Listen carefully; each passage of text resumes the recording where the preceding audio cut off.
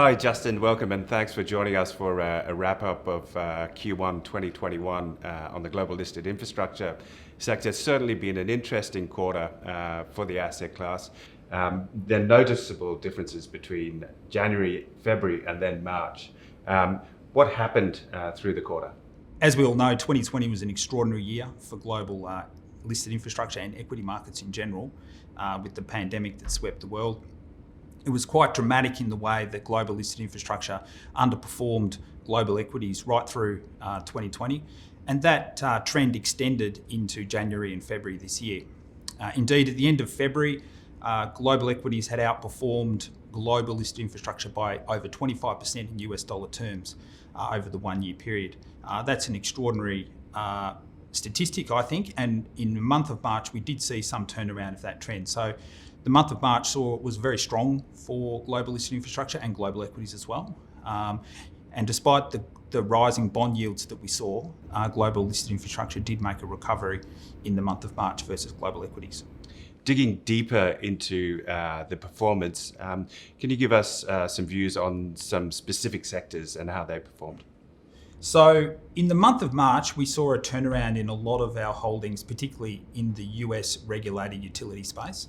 But the standout for the quarter for us was the North American pipelines assets. Now, the pipeline stocks that we own don't have direct commodity price exposures, but the firmer oil price, due to better demand over the quarter, did help those stocks. It helps the pipeline stocks in terms of potential future growth, and also it reduces the counterparty risk that we see for some of the shippers on those pipelines. So the pipeline stocks that we hold, such as Kinder Morgan, Williams Group and Cheniere, were all up over 20% for the quarter. And we also saw some good results from the pipelines, which always helps as well. For example, Cheniere upgraded its guidance for 2021.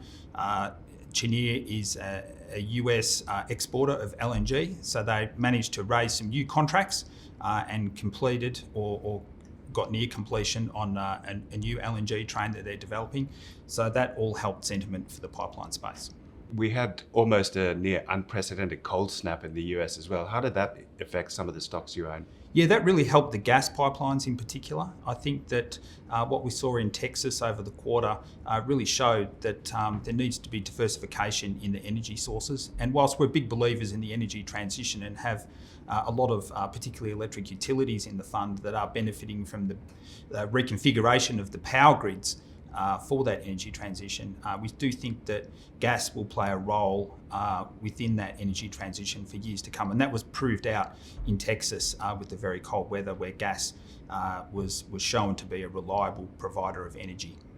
Towards the end of last year, we had some really positive news with respect to vaccine rollout. That continued further into the first quarter of this year, although there was noticeable divergence in the performance between toll roads and airports. Could you give us a little bit more colour on that? Yeah, so I think for us, it's a divergence in outlook. Actually, over the quarter, despite the rollout of the vaccines mostly succeeding or going quite well, with some notable exceptions, particularly in Europe, the vaccine news was overwhelmed for a lot of the transportation stocks, and they actually underperformed over the quarter in terms of share prices. But we're much more positive on the toll roads than we are on the airports. We can see a clear pathway to recovery for the toll roads in terms of traffic, and for the average toll road, it depends on the road, but we think that traffic will come back to pre-COVID levels by the end of this calendar year. It's more complex for airports, particularly in the very lucrative long-haul travel market. We expect to see some positive announcements over this year for the airports. For example, earlier this week we saw that Australia and New Zealand is close to forming a travel bubble, which will certainly help things like Sydney Airport. But as I said, there's a long and uncertain pathway back to recovery for airports, and we much prefer the toll roads. So we've been continuing to add to toll roads in the fund. And in particular, we've been adding to Transurban and Ferrovial over the quarter. I know quite a few of us are looking forward to getting back on long-haul flying, Justin, so interesting point that you made. Earlier, you referred to a rise in bond yields. I think that was something pretty significant we saw this quarter. What impact has that had on the sector? Yes, bond yields are always a vexed issue for all, I would say all asset classes, including listed infrastructure. And certainly over the quarter, we did see a large increase in long bond yields around the world as the market became more enthusiastic about an economic recovery as we move through this year. Just to rewind the clock, it's important to remember that bond yields, long bond yields around the world are still less than what they were at the start of 2020. So we saw the decrease in bond yields last year due to COVID as being a temporary thing, and that's indeed played out. And if we look at the chart, you can see that the US 10-year rate has indeed increased a lot over recent months. But what we focus on most in the infrastructure space is the real yield. So that's the nominal yield adjusted for inflation. And if we look at the chart on the right-hand side, you can see that the 10-year break-even inflation rate has risen dramatically also to nearly 2.5%. So what that means is that real interest rates have risen far less than the nominal rates.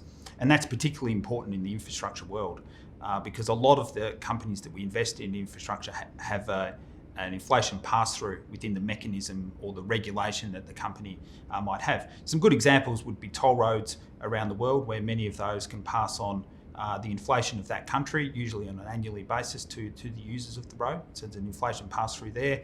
And in that way, you can see that real rates are far more important.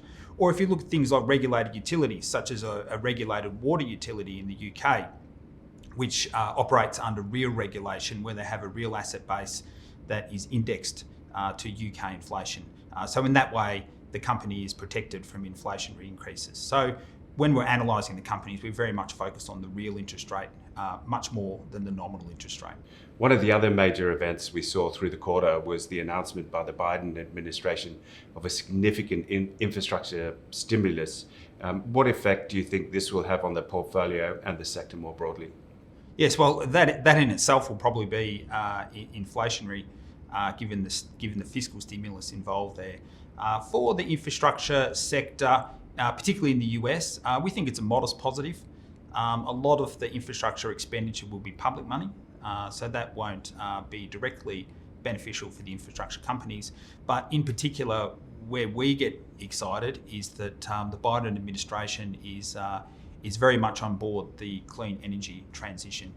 And as we've been talking about quite a bit, particularly last year, where we were buying a lot of the US electric utilities, we think that there's a big opportunity for many years to come in the US clean energy transition. And the Biden stimulus plan, we think, will be positive for that transition in terms of the electric utilities themselves investing in the power grids to enable the rollout of renewables across the US. Fascinating. And just to finish off, Justin, any thoughts in terms of outlook for the next quarter, next 6 months? We're finding quite a few good opportunities at the moment in the listed infrastructure space. We've mentioned a couple of them today. So the US electric utilities are offering good valuation and growth, we think, with the energy transition. Another sector that we particularly like at the moment are the toll roads, which we've increased to around 12% of the portfolio at the moment. As I mentioned before, we see the traffic recovery as being fairly certain to happen over the next 12 months. So we're positive on the valuations of the toll roads as well. But in terms of what we look for, that hasn't really changed. We're looking for global listed infrastructure companies that are well managed and governed, with valuation support, inflation protection, and low volatility of cash flows well into the future. And we think that global listed infrastructure is well positioned versus global equities after what has been a very significant period of relative underperformance. Yeah, great. Thanks for your time, Justin. Thanks, Duncan.